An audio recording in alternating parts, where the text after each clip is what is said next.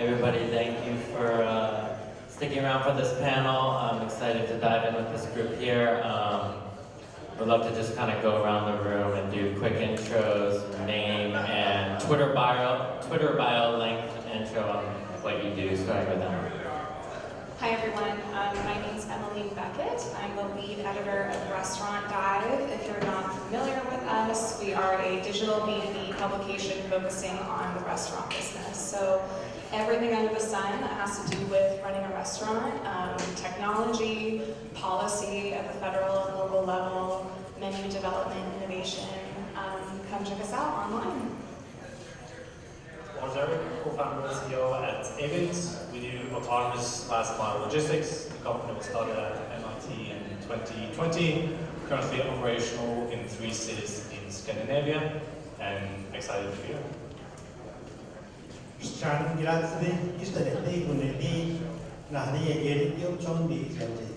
Muchísimas gracias por la invitación para estar aquí y poder platicar sobre nuestro trabajo el día de hoy. Thank you for the invitation. Get her mic working.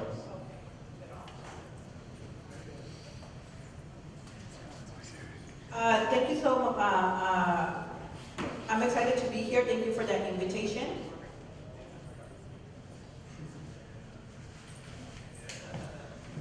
Hey, my name is Sam Polk. I'm the CEO of a company called Everytable, and we're all about making healthy, delicious, made from scratch meals for less than the price of fast food. Well, I think a little bit got lost in translation. This is Poncho from Poncho's Tlayudas, and he's some delicious Tlayudas that he's selling on the other side here. And it's run out of his house, which you will be, or out of a house, which you will be learning about shortly. I'm Matt Newberg, the founder of HNGRY. HNGRY is a media platform focused on the intersection of food and tech through lots of trends like ghost kitchens, online grocery, personalized nutrition, alternative proteins, and a lot more. Today's panel, we have a very diverse background of guests here to talk about how food is created, consumed, and delivered. So I kind of want to start with like the most tech side, forward part, and then kind of ease out of that. So starting kind of on the last mile delivery side with Lars. So Aviant has a service called Kyte, which is your autonomous drone delivery. It's up and running. I'd love to talk about how that's actually legal, the regulatory framework, and then kind of the types of use cases that you're seeing today on your platform, whether it's restaurants, groceries, etc. Yeah, great. And I think it's a good segue, I guess, from the last panel with autonomous delivery. So we do autonomous last mile delivery with drones. It's operational in Europe. We started the company in Boston in the US, but we quickly saw that the US is far behind when it comes to regulatory body, the FAA, way more restrictive than EASA in Europe. So we moved the company to Europe because they're actually able to operate real live service with customers. So we have 3 bases, 2 in Norway, 1 in Sweden. We operate in rural areas. So for example, if there's a lot of wealth in the region, we call them oligarchs. They have cabins in the mountainous regions. Right now we can reach like 7,000 of them from a single base. And they order sushi, they order beer, they order all kinds of different deliveries. And it makes a lot of sense for them because they have a lot of money. And for them, the alternative would be to sit in the car and drive for 20-30 minutes to the nearest grocery store where they could just spend like 5 or 6 euros for a single delivery. So it makes a lot of sense. Now I think that's the short term. You'll see a lot of use cases for drone delivery where cars are not the best means of transportation, like islands, cabins, mountainous regions. But then I think you'll see it coming into the suburban areas. That's when it's really going to get interesting and going to hit a lot of people, especially Americans. Right, I'm following it a little bit, and I think it's still a ways out here, but there's some interesting tests going on. I'd like to kind of focus on what's going on now. We see, Kitchen United kind of flounder and get acquired. That's a great outcome. Other ghost kitchen concepts raising large safe nodes at a late stage. What's going on in the world of delivery? who are the winners and losers as far as the models that are gaining traction now? Emma. Sure. I'm glad you brought up kind of the ghost kitchen disruption that's happening, because it's been so interesting to see how much that space has changed in just the past couple of years.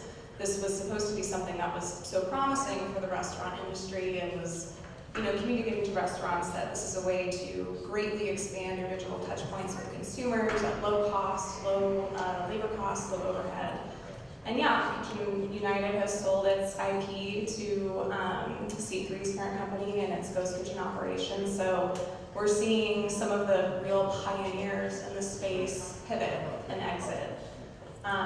But the delivery demand that was behind that dream of ghost kitchens is still very much real today. Even as menu prices are increasing, diners are still very hungry for the convenience of delivery.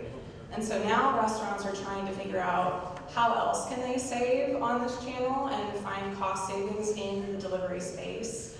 And one of the ways they're doing that, to pivot off of what Lars was talking about, is through drone delivery. So we're seeing a shift in interest and investment from ghost kitchen partnerships to like drone partnerships, whether that's the sidewalk delivery drones we've seen roving around here. I don't know if you saw the Starship guy earlier, or aerial drones. And while the US is, to your point, behind other markets, this is an opportunity for restaurants to find cost savings. This is a labor light model, and it gives restaurants a bit more control over the delivery experience than they may have had with ghost kitchen partners. And yeah, so that's one of the areas that we're seeing a lot of interest in. I want to bring it back to like the brick and mortar, bring it back to the street, and talk about Everytable. You guys are in LA, you probably recognize the stores that are all around, but Everytable is an omni-channel focused brand, and I'd love to bring it back to Sam to talk about kind of how you've seen the evolution of your fulfillment. Everytable did a lot of fulfillment, especially a lot of delivery during the pandemic of their pre-prepared meals that are delicious and convenient and affordable. I guess let's talk about how you shifted away from kind of the bigger, commissary-driven fulfillment models towards now delivering from your stores, less of a subscription, more flexibility, kind of what you bring to the consumer. Hey everybody, so I think maybe to answer this question, it would be fun to talk about sort of how this sort of food tech space has evolved over the last, decade or so. But if you think about, probably like 25 years ago, before people were using the internet and before there was smartphones, basically restaurants were just, you would build a brick and mortar restaurant and then customers would come to it and order and buy food. And then all of a sudden you have this, launch of digital ordering, which got people very, very excited, because now for the first time you could divorce the ordering of food to where it was fulfilled. And that's led to this sort of explosion of investment in new business models that included things like the meal kit space, HelloFresh, Blue Apron, Plated, the ghost kitchen space, and also like the sort of delivery-only structures like Sprig and Maple and Munchery, and then also more recently the digital-only brands that use ghost kitchens or use people's spaces like Salted, which is doing well, but then also like Nextbite and the other folks that sold to basically C3. And I think that the sort of like interesting thing about it is that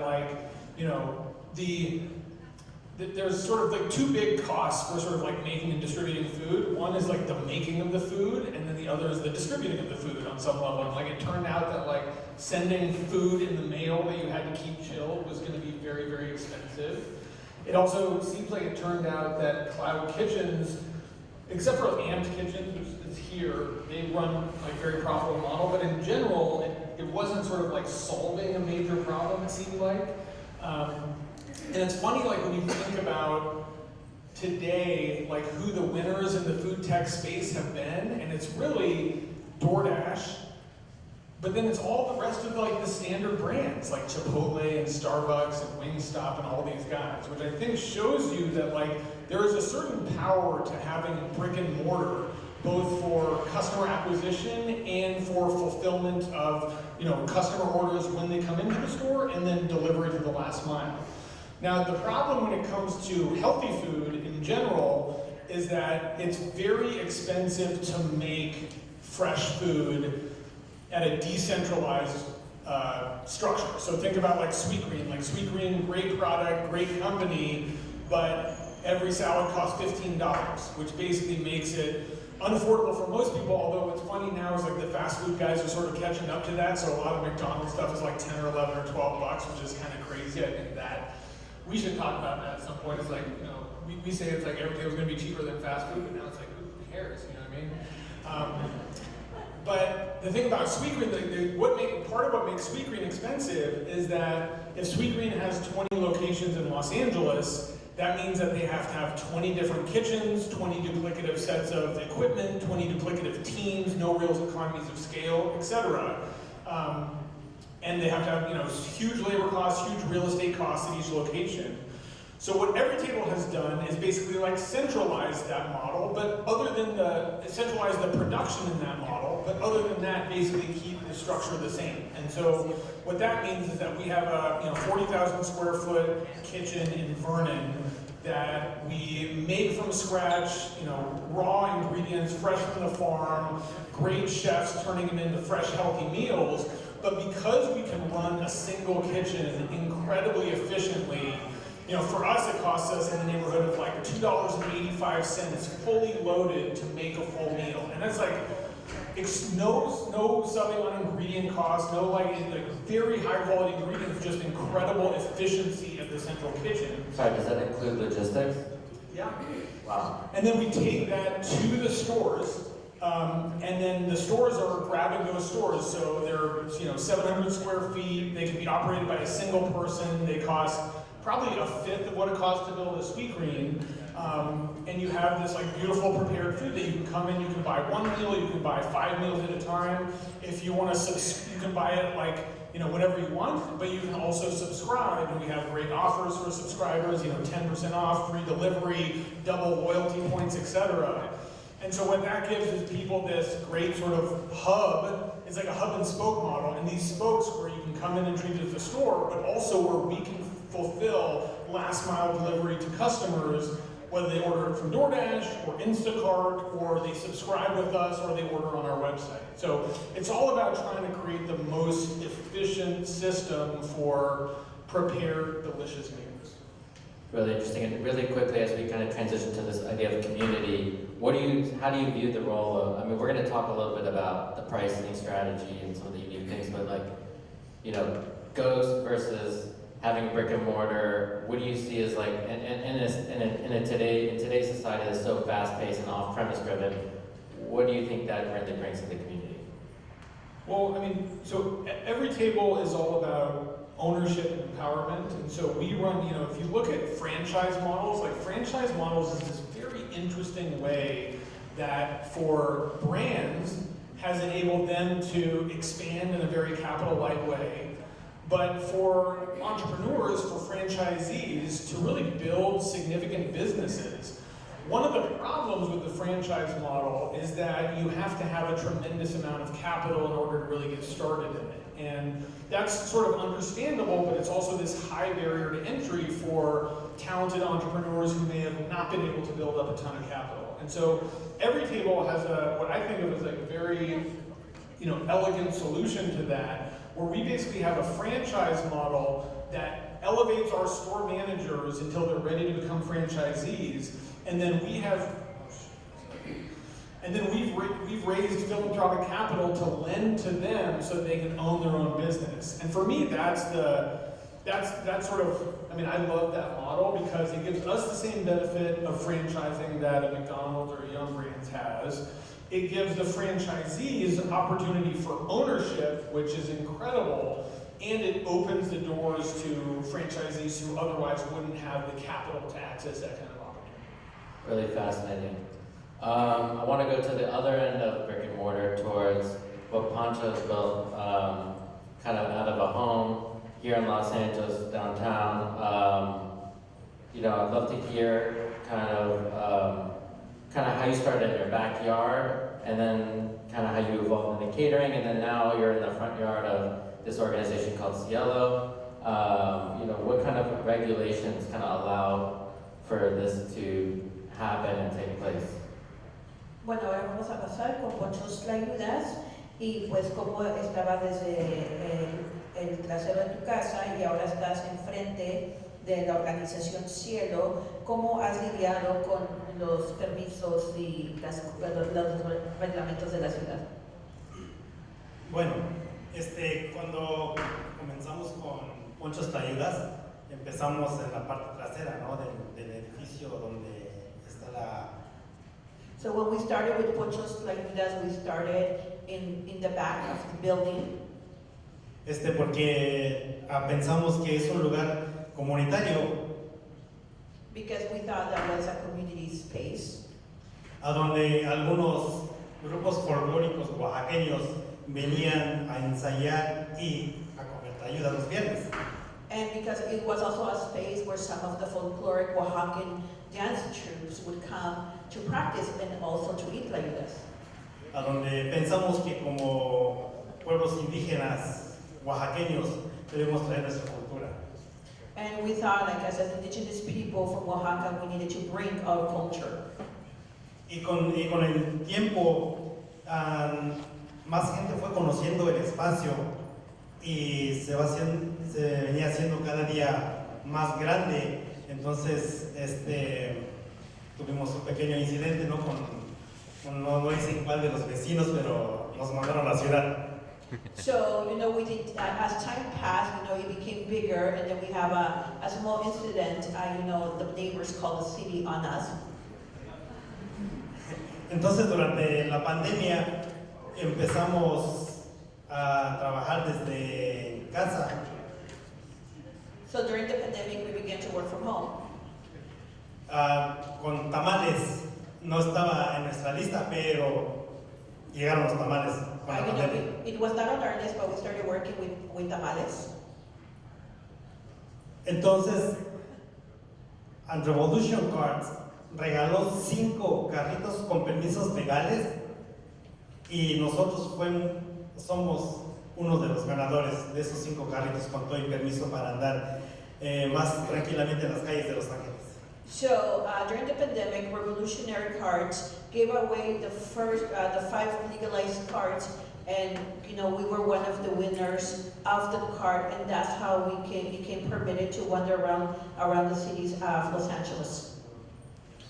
Muy interesante. Gracias. Emma, I want to talk about going back to this idea of like the promise of technology, and I don't know whether it's really. I think initially food tech was promising the restaurants that they would be able to, you know, essentially lower the barriers of entry, especially ghost kitchens. Where has that promise led the industry astray? And I think what trends are you viewing that might make that a reality someday? I think it's interesting seeing tech trends in the restaurant space, because compared to other business sectors, the restaurant space has been such a dinosaur when it comes to technology for so many years. The pandemic was obviously a huge wake-up call, and everyone was scrambling.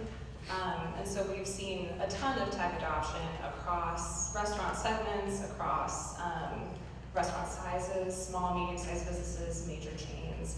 But as we're seeing this tech adoption, the biggest players, the McDonald's, the Shake Shacks, the Chipotles, they obviously have a lot more money to throw at this type of innovation that we're seeing.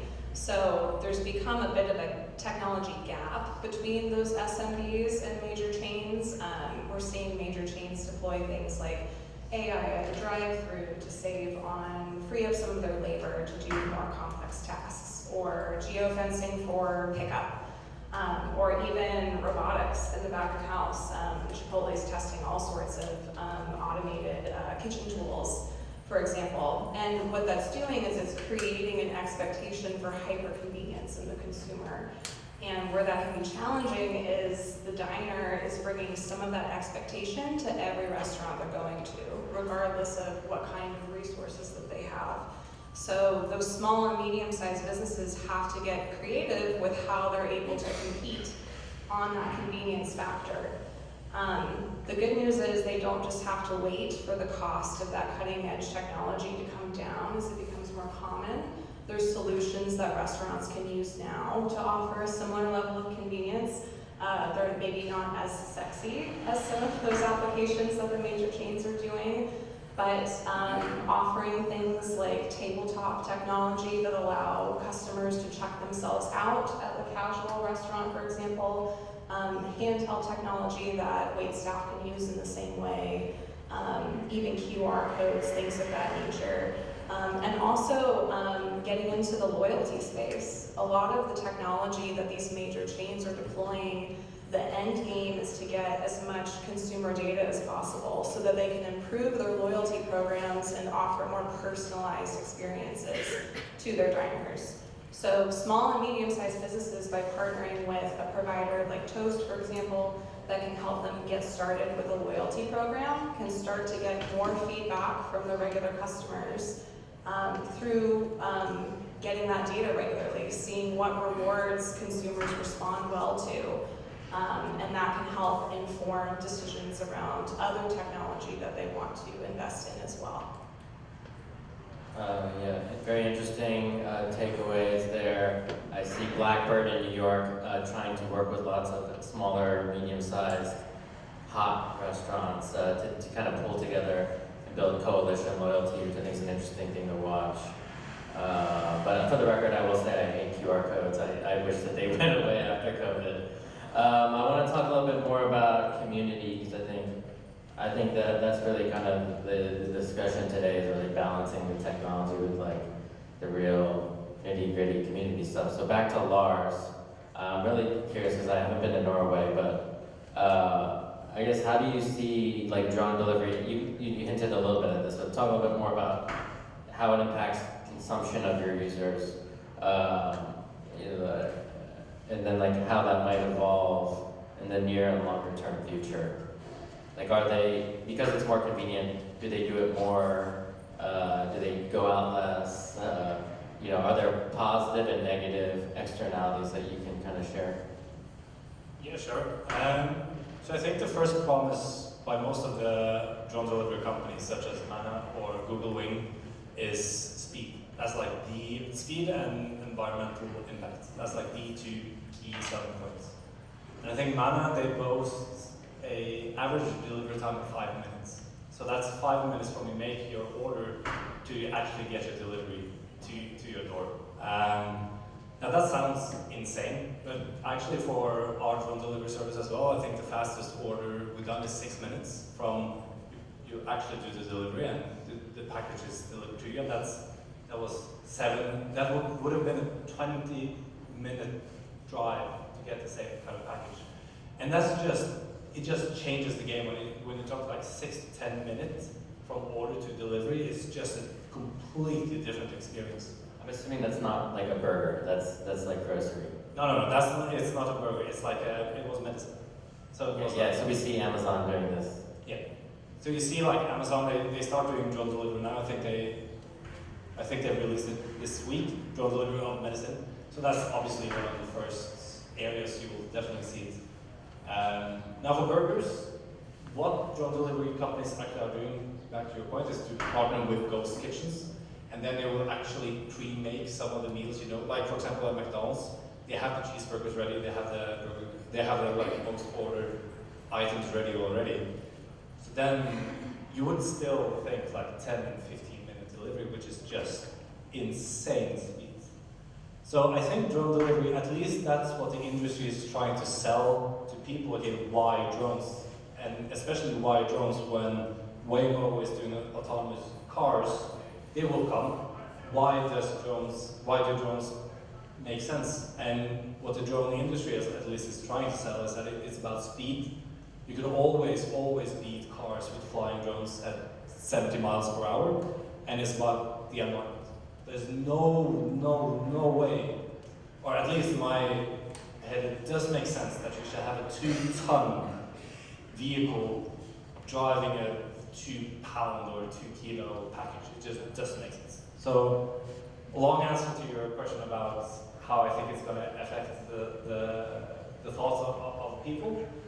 I think some of the backlashes of autonomous delivery, obviously you have the part about automating away jobs. That is a thing we're seeing in Norway and in Sweden, that we're taking away jobs or automating away the driving jobs. That's one part of it. Another part of it is that you have flying UFOs just in the sky. Like some people get scared. We get called weekly by the police thinking there's Russian drones being sent. So people are, it's such a new thing in your normal daily life that people really react to it.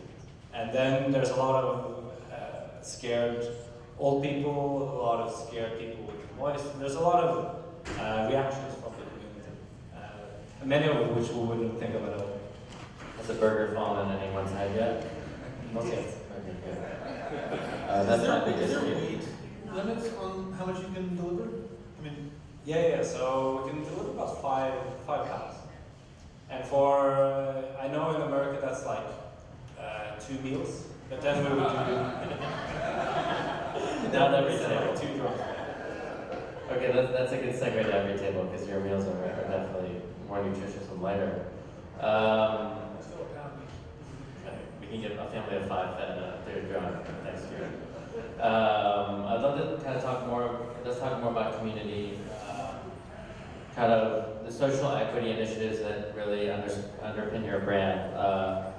Various things like variable pricing, food is medicine, and kind of how you give back to charity partners. I'd love to kind of talk about those initiatives.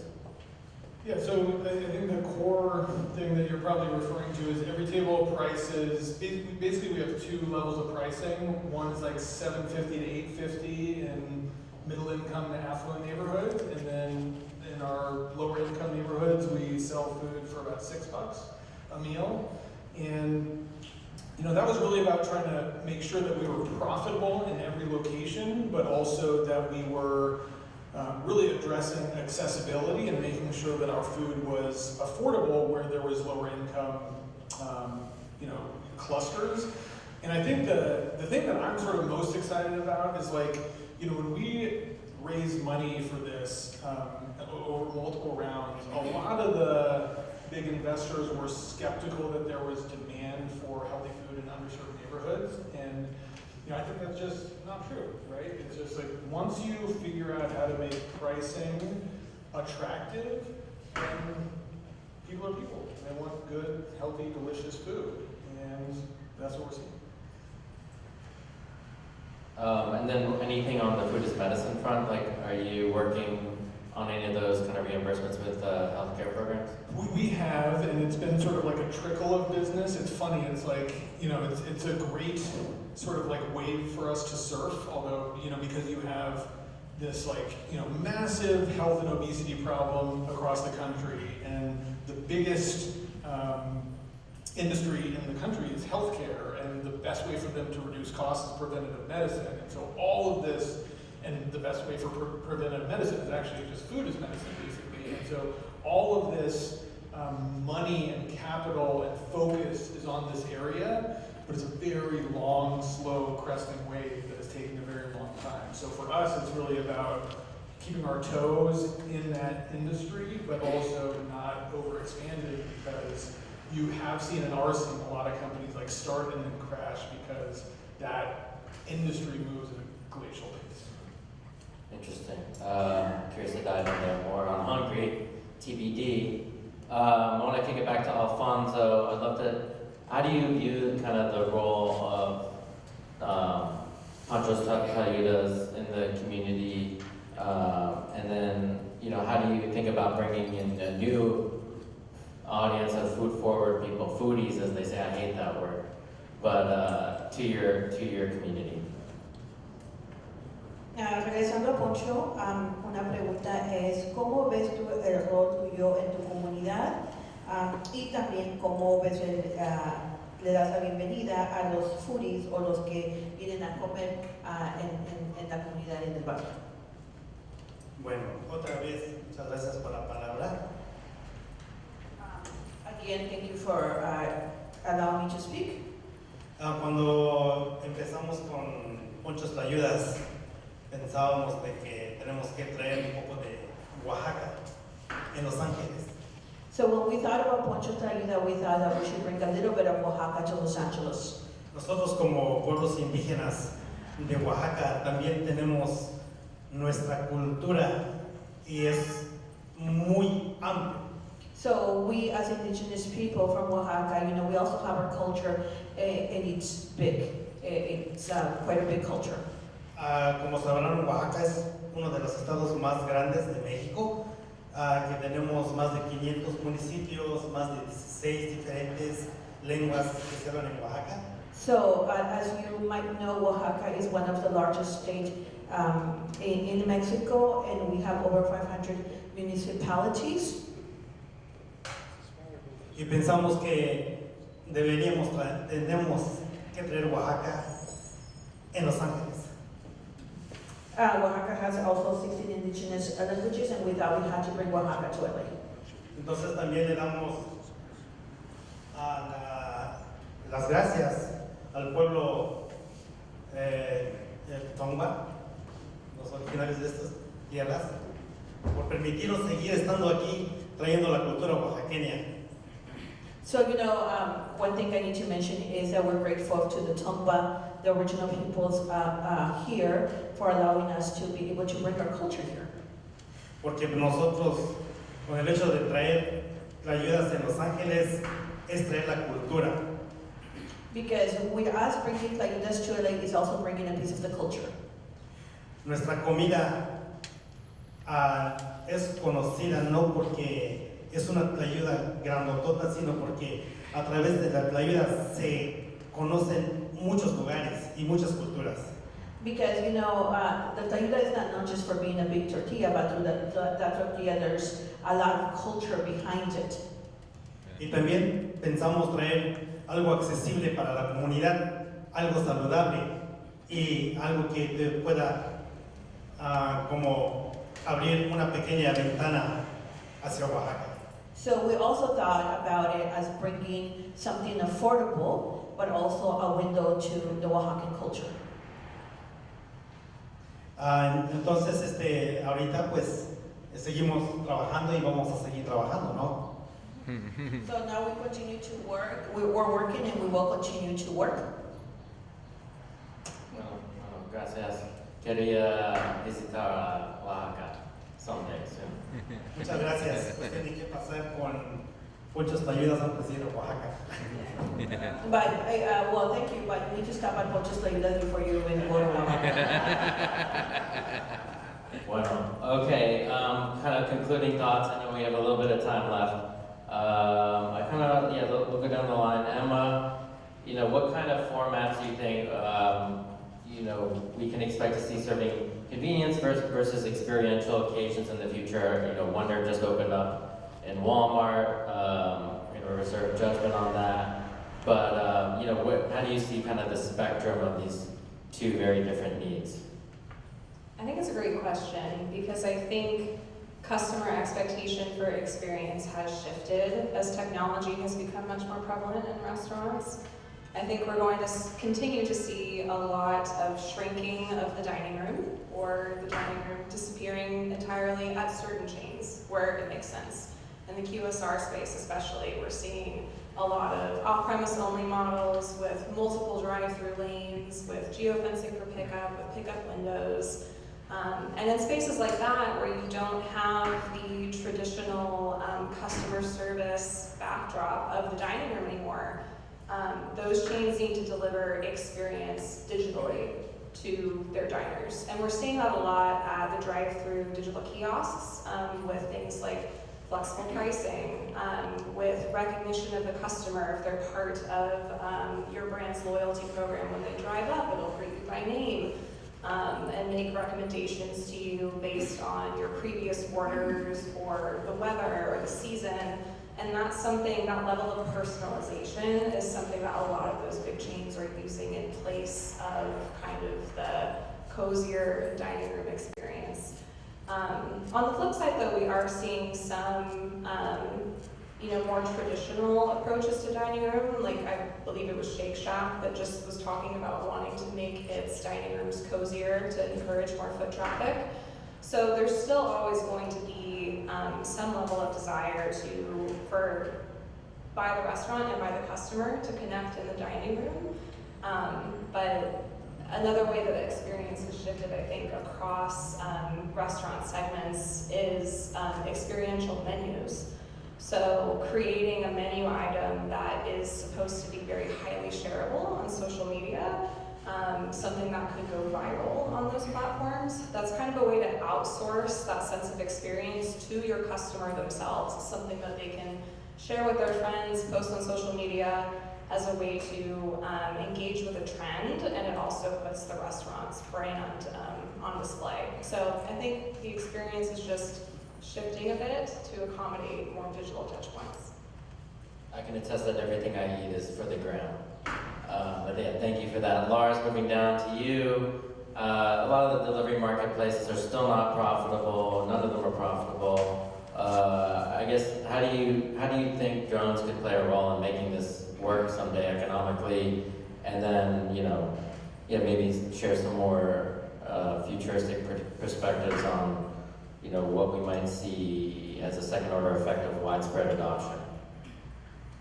Yes, I think profitability is just a question of time and resources, because inevitably in the technology, it is a way more efficient way of doing deliveries than using humans, at least in high-paying countries like Norway. So the average, if you make a purchase of, this is why Scandinavia is such a really good use case for autonomous delivery, because a normal Uber Eats delivery is like $15 or $12 to $15 you pay upfront, in addition to 20-30% they take off the merchants. So in order for this to be profitable from one of our locations, we estimate between 50 and 70 deliveries per day. Now that's manageable. We thoroughly believe that we will become profitable on a base-by-base location within the next year. So I think it's possible to drive profitability in autonomous delivery if you choose like niche places. Now, the venture, they don't care about the niche. They want to say, okay, when can we roll this out for like 70% of America? Like that's the big market, that's the big bucks. But I think the first step is proving that it's profitable as a model. And my undeniable belief, and I'm a big nerd, techno optimist, so I might be wrong, but my big belief is that the technology and the inherent potential in the technology is profitable, given that you make it to scale. And then it's just a question of when and who. And I think we're going to be one of the ones to do it. Just a question of time. Thank you. Poncho, any plans for a brick and mortar restaurant? Poncho, ¿tienes algún plan para abrir un restaurante? Bueno, otra vez. Es el sueño de todo pequeña empresa, ¿no? Well, it is the dream of every small business, right? Llevar tu negocio a otro nivel. To take your business at another level. Digo esto porque ser vendedor ambulante es muy bonito, pero I say this because, being a street vendor is very beautiful, but no sé si todos tienen TikTok. I don't know if you all have TikTok. Pero hemos visto muchos incidentes que han estado pasando con los vendedores ambulantes. El último que pasó la semana pasada, que fue en Long Beach, ¿no? Donde tuvieron un incidente con unos taqueros. Entonces, como Poncho Tlayudas, estamos en proceso para llevar su negocio a otro nivel. I don't know if you all have TikTok, but last week there was an incident when one taquero in Long Beach, There's a lot of incident with street vendors, and as much as Tlayudas, we're hopeful and hopefully to have a brick and mortar, to take our business at another level. Y eso es por la seguridad de como dueños de Ponchos Tlayudas, como para nuestros compañeros de trabajo y también para las personas que vienen a consumir nuestra comida. And this will be good for the staff of Poncho Tlayudas, for the customers of Poncho Tlayudas, for the safety of all of us, from us to the staff to our customers. Hemos pensado llevarlo, ¿no? Y estamos en proceso, como les dije, porque también están llegando muchos correos de diferentes los que hacen entrega de comidas. Interpreter needs repetition. Hemos recibido muchos correos de parte de las personas que hacen entregas de comida. And yes, because we also get a lot of offers for the people that deliver the food. Y el único app que estamos usando en estos días es el Street Stop, And the app that we're currently working with is Street Stop. que lo ordenan y ya pasan por su comida. And then they order it and then they come and pick up their food. Entonces por eso nos damos cuenta de que el público pues está enterado de nuestra comida. And that's how we know that the public is interested in our food. Muchas gracias. And then last but not least, Sam, I guess just real briefly, if you can share some of the macro headwinds towards, really seeing your goal, achieving this goal of kind of healthy convenience. What are some of the biggest challenges there? I think the funding market has dramatically changed, and so there was a lot of entrepreneurs in the food tech space that actually were moving physical goods that raised venture capital money in a time where WeWork was raising money and valued at $40 billion, and that has been probably appropriately decimated, and so the growth capital market for brick and mortar businesses has effectively disappeared. So now everybody's basically retrenching and figuring out how to run a profitable business without relying on, growth capital to get you to scale to then get profitable. Great. Well, thank you all. This is a really awesome panel, very diverse group of people. So give it up for your audience, guys.